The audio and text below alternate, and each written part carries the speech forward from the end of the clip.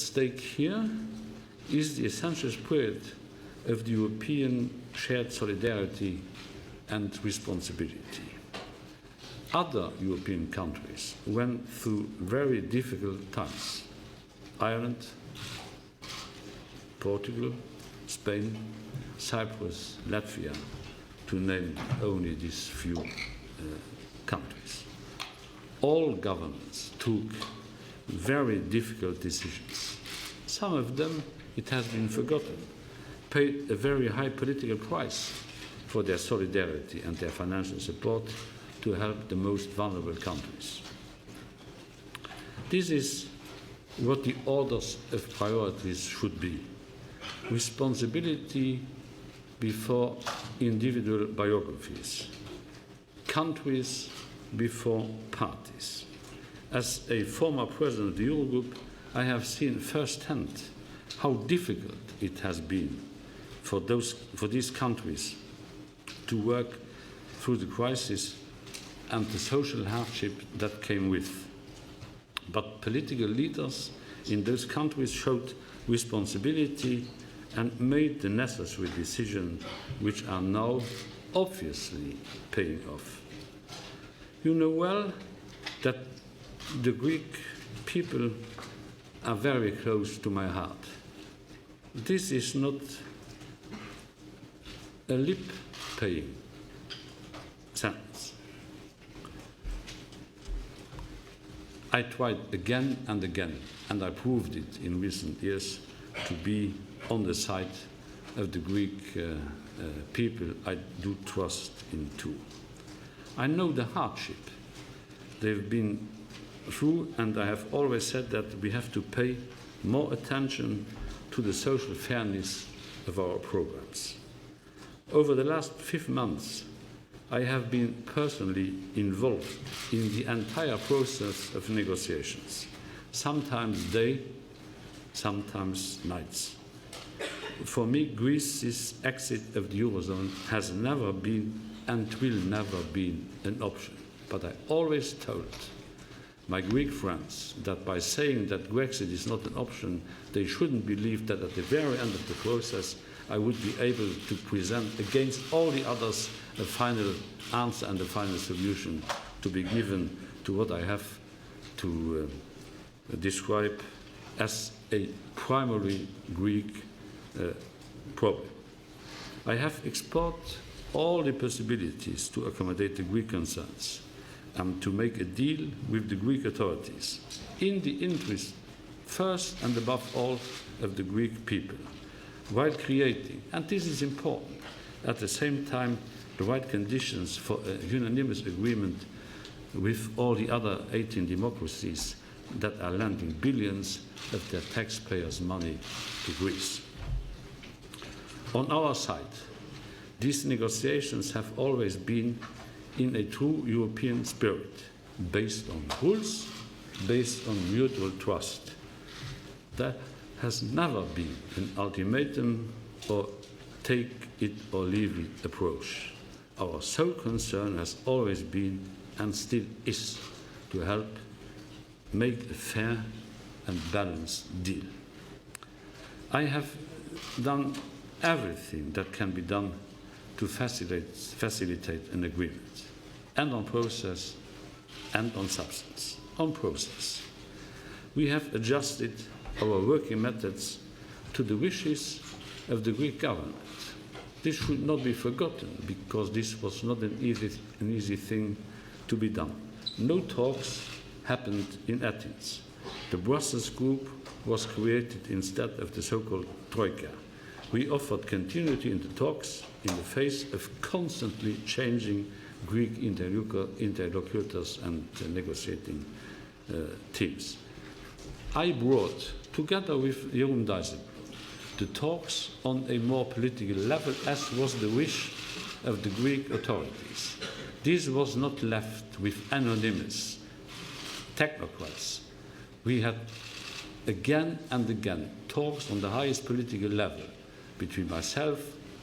I have been elected by the European Parliament after the result of the European election campaign, and Mr. Dijsselbloem, who is an elected member and who is the chief of the Eurogroup, we brought all the debates on that level, not leaving this with, as I said, anonymous technocrats in dark rooms, but this was a highly political debate as it was never have been before. My team and I myself have never been short of determination or patience, waiting for the Greek proposals, which often were delayed or deliberately altered. This also shows our flexibility and our will to reach a compromise also in regard of content. It was about procedures, it was and is about content. As far as content is concerned, I have to remind you, to remember you, we went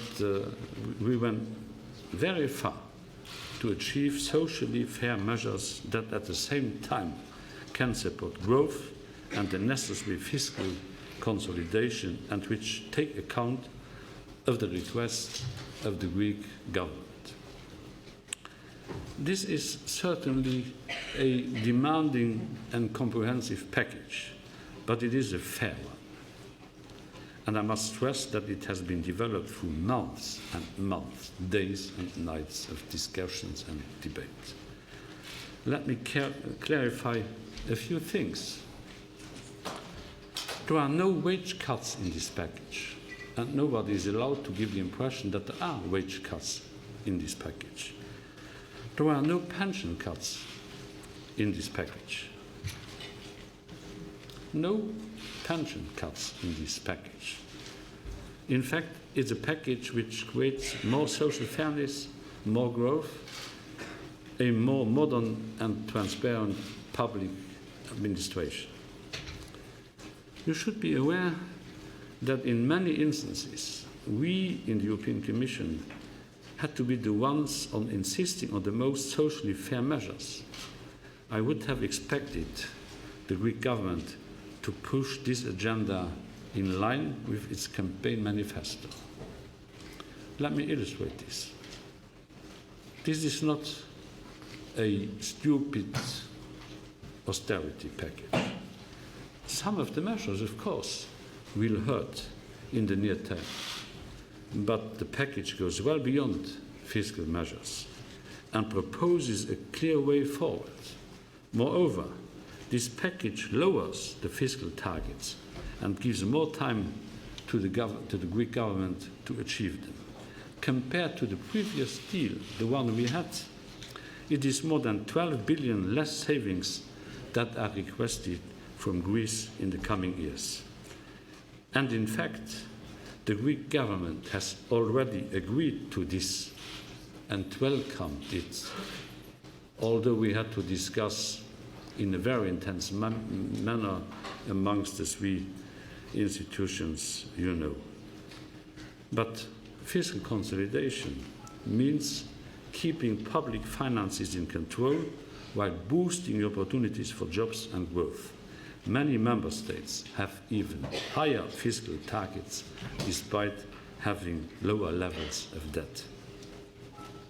There are, as I said, no wage cuts in this package. This was never, ever on the table. What is on the table is a proposal to modernize the wage grid of the public sector. And for the private sector, we have agreed to review collective bargaining practices. Our only request has been that this should be done in line with the best European practices in cooperation with the institutions and in cooperation with the International Labour Organization, which is the specialist of this question when it comes to this question. There are, as I said, no cuts in the level of pensions. Even the Greek government, and the Greeks have to know that even the Greek government agrees that the Greek pension system urgently needs reform to be sustainable. The Greek government is admitting that the Greek pension system is no longer sustainable. It should be fair so that everyone contributes to the welfare system according to their means. There is a menu of measures to achieve that, starting with removing incentives for early retirement. The government could also substitute measures with alternatives once as long as the number adds up. I'm repeating this sentence. The government could also substitute measures with alternatives once as long as the numbers add up. The package of the three institutions and of the President of the Eurogroup means social fairness by targeting support to the most vulnerable, for instance through a guaranteed minimum income scheme, by making sure that the efforts required from everyone are proportionate to their income, by targeting cuts areas which do not affect the average values of the average citizens, such as through defense cuts. We were asking for cuts in the defense budget, and I think that we are totally right to propose cuts in the defense budget. More social fairness by challenging vested interests, such as removing favourable tax treatments for ship owners. It took some time, if not hours, to convince, I had to do the job, the Greek government to impose a less favourable tax treatment for ship owners, although this is common sense and is in line with tax justice. The package means more social fairness by fighting corruption. Ordinary people are not those who are corrupted. Others are. We have to fight against corruption if we do want to be credible. More social fairness by supporting more transparency and efficiency of the public administration, including an independent tax administration. Who could be against an independent tax administration? This is the normal rule in all European countries. The same rule has to be applied to Greece, and the government agrees to that undertaking. Once more, we were the ones pushing for these elements. Our offers of technical assistance have not been entirely taken up. This package, the package of the three institutions and of the President of the Eurogroup, and I have to underline here that Mr. Dijsselbloem did an excellent job throughout the last months, an excellent job, a difficult job, but never done in the most excellent way possible. This package also means more growth and more investment. I believe growth can restart soon and fast once there is a deal. But there are no quick fixes to some of Greece's underlying problems. We need a throughout set of reforms. For instance, why is the price of energy and some commodities amongst the highest in Europe? Because there is a lack of competition and a refusal to tackle vested interests. Why is the tax collection so poor? Greece needs a stable tax system to promote investment. And that is why I favour the proposal to increase corporate tax, but not to the proposal for a one-off retrospective tax for 2014 profits. The biggest impediment to jobs, growth and investment at the moment is uncertainty. Uncertainty which can only be removed by agreeing a deal that provides a credible framework for the Greek economy and people. The confidence effect of a deal, the predictability it will bring, together with the injection of liquidity into the economy from disbursement, will restore job creation and growth. So, what did happen? And where are we now? As you know, the Greek authorities walked away from the negotiation table unexpectedly, I have to say, on Friday night. The negotiations were not finished and the agreement was never finalized. Again on Friday, we were working on further openings, and the Commission, together with others, was proposing to limit the increase of the hotel VAT in Greece to 13% instead of the 23% envisaged earlier on. The fact that our Greek colleagues, the negotiation team, was leaving the negotiation table happened at the worst moment. President Dijsselbloem and I myself explained to the Greek Prime Minister a deal on these measures could unlock new disbursements of financial aid, allowing Greece to meet its financial needs over the next coming months. We also told him that the Eurogroup was ready to discuss debt measures in line with the Eurogroup statement of November 2012, already this autumn, to ensure the long-term sustainability of Greek public finances. We have already discussed with Klaus Regling, the Managing Director of the European Stability Mechanism, how this could be done. Mr. Tsipras knows this. And the deal could also have ensured that we, the Commission, could go ahead with a package for a new Start for Jobs and Growth package of 35 billion euro to help the Greek economy getting back on tracks. Vice President Dombrovskis was spending hours, days, together with all the other commissioners involved to put together all the elements needed in order to be able to provide Greece with a growth package of 35 billion. Because this is not only about fiscal consolidation, this is also about pushing forward the growth opportunities of the Greek economy. It's a huge part of the package the Commission and I myself, together with Vice President Dombrovskis, we were proposing to our Greek friends. So you can see that we really moved mountains until the very last minute when Greek authorities closed the door.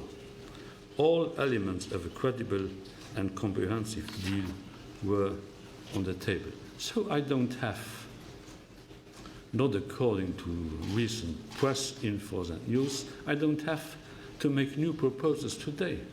I'm describing the proposals which were on the table and which were of a nature that we could have, I have to say, easily reached an agreement at the Eurogroup meeting of last Saturday. What do the Greek people know about our flexibility and determination to help them? What do they know about the details of our common proposals? What do they know about this latest offer? We were obliged not to take influence on the Greek votes, but to inform the Greek public of what is on the table. What did they know about this offer we published yesterday, putting together all the elements of the debate we went through together with the Greek authorities? What do the Greek people know about all this? And the reason why I'm addressing the press and via you, the Greek people, they have to know what is the truth.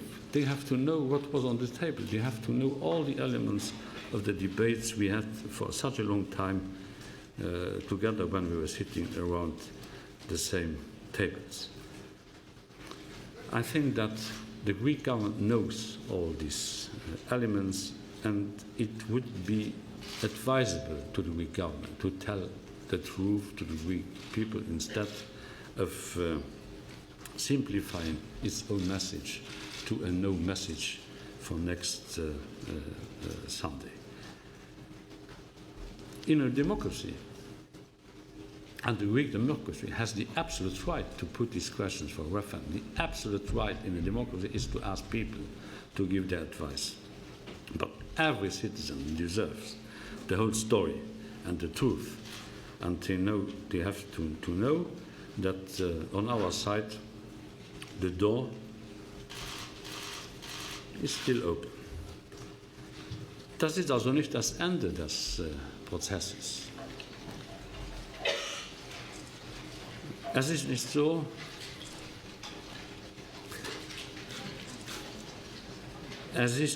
dass wir endgültig in einer Sackgasse feststecken würden.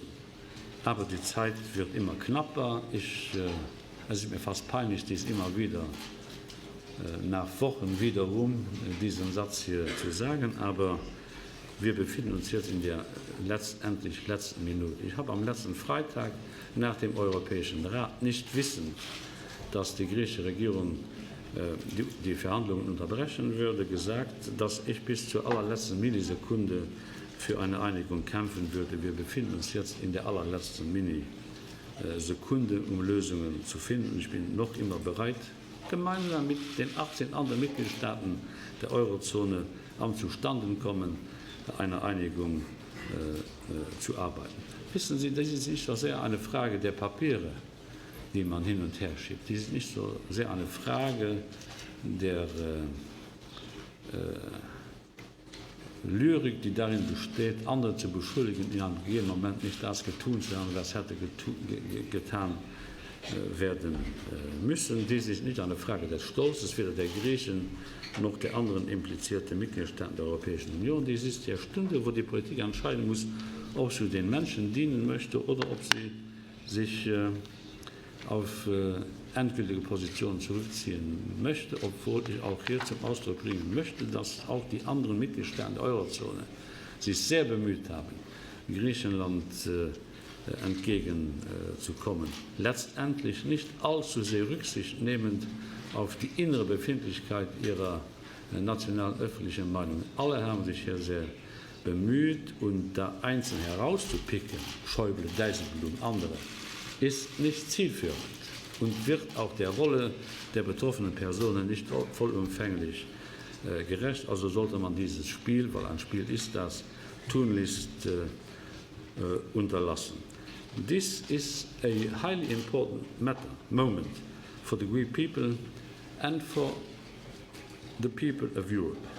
It is time for Greeks to speak up and to shape their own destiny for this generation and, more important, for the generations to come. It is time for Greece's political leaders to shoulder their responsibility, to tell their people what is really at stake, that it will not be easy but necessary. Others did it, as the Irish, as the Portuguese, as the Spaniards, the Latvians, others. It is a moment of truth. I will never let the Greek people go down. Never. And I know that the Greek people don't want to let down the European Union. Greece is a member of the European family, and I want this family to stand together. Je demanderai au peuple grec